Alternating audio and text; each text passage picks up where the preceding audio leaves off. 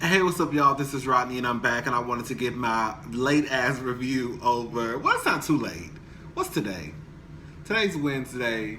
Today is Wednesday. Love and Hip Hop comes. So it's like a day, like kind of like a day and a half late, you know.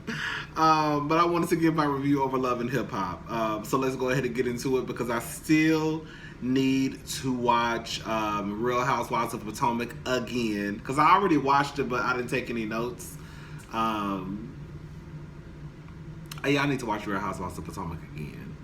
And then I still need to do Hot Topics, and then I wanted to make a couple of more videos, but I'm not sure. So anyways, let's go ahead and get into it. So these bitches are already up. Now, the way that it was kind of put, it was like they had just went to sleep from the concert. Remember they stayed up all night for the, what's not the concert, the, I think the carnival, the party or something. But anyways, I think they had just went to sleep and they had to wake up to go on this tour. Let me just say something. That tour was some bullshit. I didn't see anything that was worth having to get just a few hours of sleep for me to turn around and get my black ass up to go watch some birds and some bugs and a couple of snakes. You see, like, I mean, okay, I saw some red birds. I saw some flamingos. But girl, if I just went to sleep a couple of hours ago, I'm not getting up to go see no shit like that. I'm not. You know what I want to do so bad? I just want to get a pen. I just want to get a pen and just bust Shekinah's face. Like, her face is so round. Like, it's almost to the point, you know, on Willy Wonka in a Chocolate Factory, when that little badass child ate that candy and their face started blowing up. Like, I just want to, like, do this, like, pop, and just, I just feel like her face would just go down, like, at least 10 pounds. I like Shekinah, but her face is so round. It just looked like her face is uncomfortable. I don't know. Spice is in Gambia. She's pretty much a superstar over there. They love Spice. She doesn't know if she's going to perform Black Hypocrisy just because over there they pretty much bleach their skin like they wash their ass. So she didn't want to be singing a song that's going to fall on deaf ears, or especially a place where she's celebrated, make people feel uncomfortable, or make people leave a sour taste in their mouths. So they're making the best of it. They're having a good time on the boat. A good time on the boat in quotation marks. Because I don't know how good of a time you can have by watching birds. Bitch, I got 90 minutes of sleep. I'm tired. Come on now. So Shekinah Joe and Shekinah Joe stars. Do people still call her Shekinah Joe or just Shekinah? I'm used to calling her Shekinah Joe. Anyway, so Shekinah Joe, she gets up and she starts dancing and, just having fun. And then her and Carly Red start to pretend like they're on the movie Titanic when Rose and, I forgot his name. Oh, excuse me, y'all. Excuse me. And when Rose and, I forgot his name, are at the end of the boat, Rashida asks to see Kirk's phone because she wants to take a picture. I'm assuming she wants to take a picture of something or somebody. So she grabs Kirk's phone. She sees that he has been messaging Jasmine. Now, let me just say something.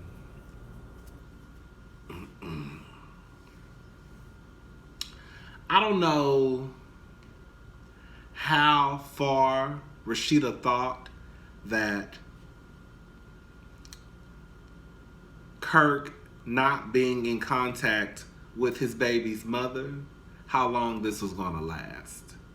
There's no way that you can have a child that young and not have direct contact, direct communication with your baby's mother or your baby's daddy. I could see if the child was 15, 16, 17, hell, even 9 or 10 maybe.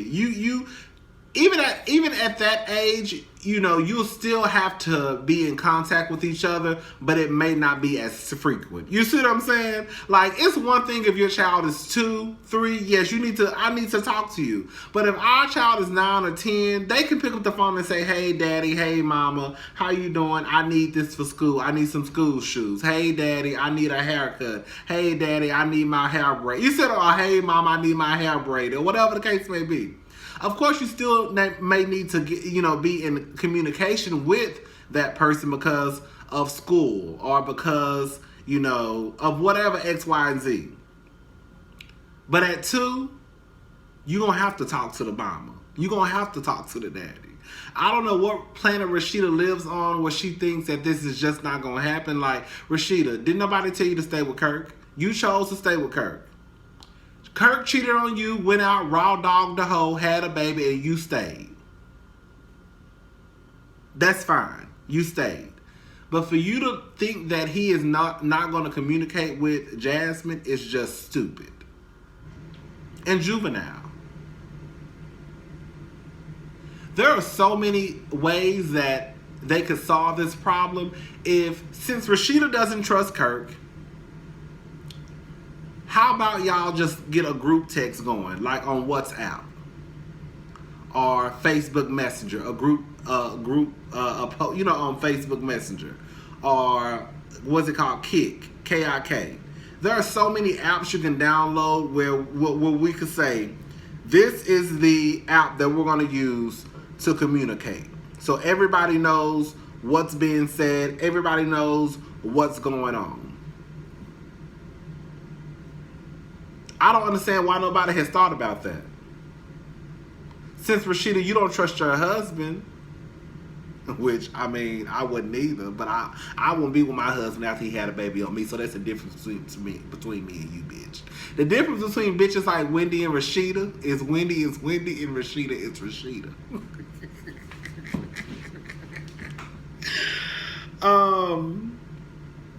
So anyways, Rashida starts to tell the girls what's going on. And I just feel like her friends are not being honest with her. Like, there's no way I could be sitting there listening to my friend say this shit and me not be like, girl, look, you sound crazy. I'm so, friend, I love you to pieces, but your man had a baby on you. I understand you still mad. I understand you don't trust him, but there's no way in hell that you can possibly think that that man is not going to be able or should not communicate with that child's mother. I mean, with his baby mama, and that baby ain't nothing but what, 1 or 2 years old. There's no way. That baby, that it's not like he just found out he had a 17-year-old son. You know what I'm saying? And at some point, he don't have to really communicate with a child's mother. But, like, girl, and Bambi, like, your situation and Erica's situation are totally different. Again, really and truly, Bambi, you don't even have to deal with Erica. Imani, is that Scraps? Is that their daughter name? Amani? I don't know. Imani is old enough to the point where she don't even have to, where she could just call her daddy and her damn self. Erica don't need to be in the picture. Unless, like I said, unless it's like something like school, grades dropping, or, she being fast, fucking with boys or girls who's judging, she being fast, something like that. Then, of course, Erica would need to get in contact with Scrappy. But other than that, like, Imani is at the age to me where she can call Scrappy her damn self. Baby, you don't need to even deal with Erica, and Erica don't need to deal with you. That's why I don't understand why even on an earlier episode, Mama D wants Erica and Bambi to be like this. That's not even necessary. To me, it's not. Bitch, we all grown. Our daughter is pretty much damn near grown. She can communicate with her daddy on her own. Anyways,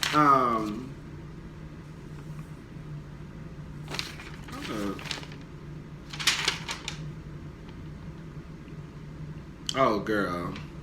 So Sha goes to work out with Sierra.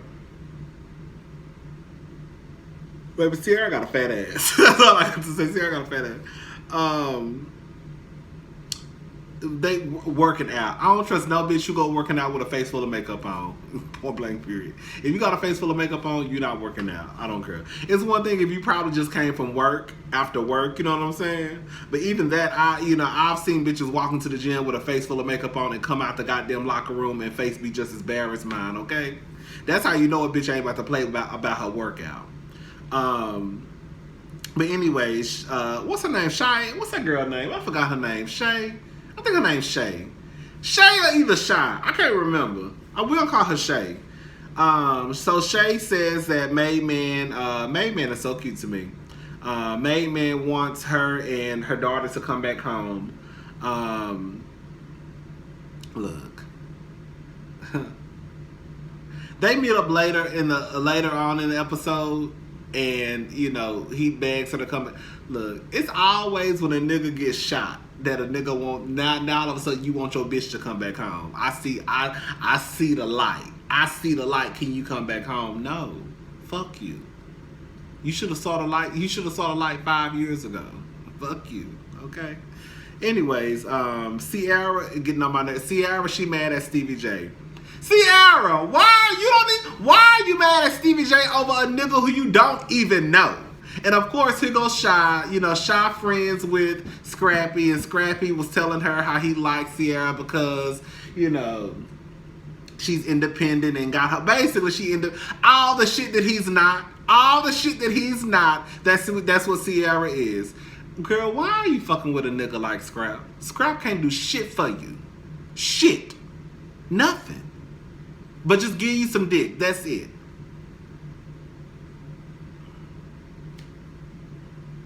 The nigga just got out of jail. What he gonna do for you? Oh, he nice. Oh, he's so nice. He cute. And he just so nice. Any nigga who just got out of jail gonna be nice. He ain't got a pot to piss in or a window to throw it out of, okay? So I will be nice too. Until I don't need you no more. Well, that's not me. I'm just saying. Niggas like Scrap. That's how they work. Let me just say something. Scrap and Stevie J, they just the same. They really are. Anyways, the only thing Ciara, Akbar comes to the gym. Akbar, she mad. Why this bitch here? Ciara started telling the truth. At the end of the day, Stevie J, he ruins women. Like, when you look at Stevie J's track record, he is look.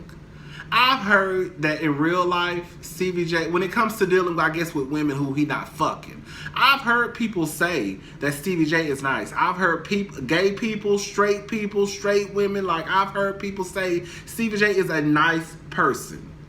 However, when it comes to dealing with women on a certain level, he's a horrible person. When you look at the Jocelyn's and the Mimis and the Esperanzas, whatever that bitch name is, look at all the women who he say he's gonna help out. And what he really mean is, bitch, I'm gonna fuck you and then throw you on the sidewalk. I don't know, child. Anyways, Kendra fine as hell. Kendra fine as fuck.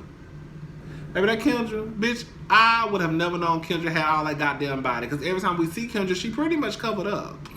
I see why these niggas be telling y'all bitches to cover up now, bitch. Because that Kendra, bitch, I damn near fuck Kendra, okay? Girl, I don't even fool with y'all stuff like that. Girl, I'll be like, girl, what is that? What is that?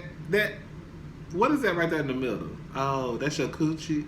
What else? What's all that extra stuff? You wanna watch a movie? You gonna watch a movie and get drunk, girl? Order some wings. Can you order lemon pepper and Louisiana rub? And order a couple of extra rolls too. Yeah. Cause I can't do nothing with that. Okay. Anyways, Kendra fine as hell. I ain't gonna lie. I said that Kendra got body. Kendra, I'm sorry. Kendra too grown for Jock. Kendra too grown for Jock. I don't care what nobody say.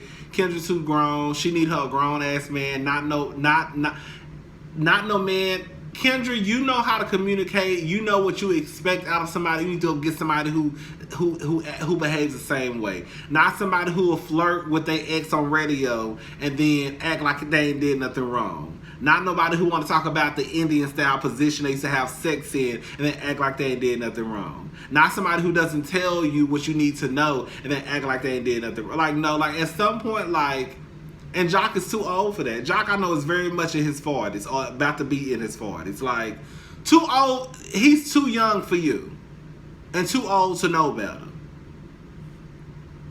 Anyways, child. They show a clip of Kendra speaking to Pooh, basically letting her know, you know, what y'all did was unacceptable. You know, at the end of the day, you don't owe me shit, but I just want to let you know that y'all was wrong. You was twerking your ass, but at the end of the day, he the one who came and poured water on your ass.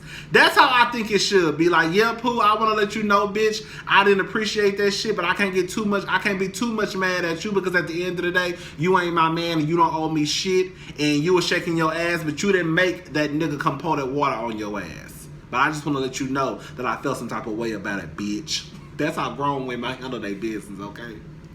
Anyways, Carly Red wants to take a lie detector test. You know, I'm always iffy about lie detector tests. I'm not gonna lie. I'm just, I mean, they say they work, whatever. I don't know. She wants to take a lie detector test to see if her or Pooh will tell her the truth. At this point, I don't know. You know, Shekinah Joe really wrapped it up and put a bow on it. Just like she said, Pooh, if y'all did fuck, you messy as fuck for going around and telling people. And if y'all didn't call, I mean, if y'all did fuck, you messing for telling people. Carly Red, you a fucking liar. But I also understand, like, why Carly Red won't want nobody to know. And bitch, if I shitted on somebody's sheets, bitch, I won't want nobody to know either. Okay? So, like, I get it. But it's like, Pooh, at the end of the day, like, girl, like, you too old to be going around telling, you know, one of my biggest things, I hate niggas who run their mouths. Like I said, bitch, the most y'all gonna ever say is Rodney said he was a hoe. You ain't gonna know who I hoe with, though. Bitch, I don't never kiss and tell, bitch, ever. Okay? Don't ever get it twisted. Anyways, bitch, y'all be fucking President Obama, y'all would never know. Yes, ma'am. Yes, ma'am. Oh, y'all be fucking your daddy and you will never know. At the house on family, you talking about, hey girl, oh, that's your friend. I met her before somewhere. Girl, we went to college together. Oh, girl, no, that's Keisha's friend from college. Oh, yeah, girl. In my head, I'm thinking, girl, I probably fucked your daddy. No, I did fuck your daddy. Anyways, child. Spice, she does a concert in Trinidad.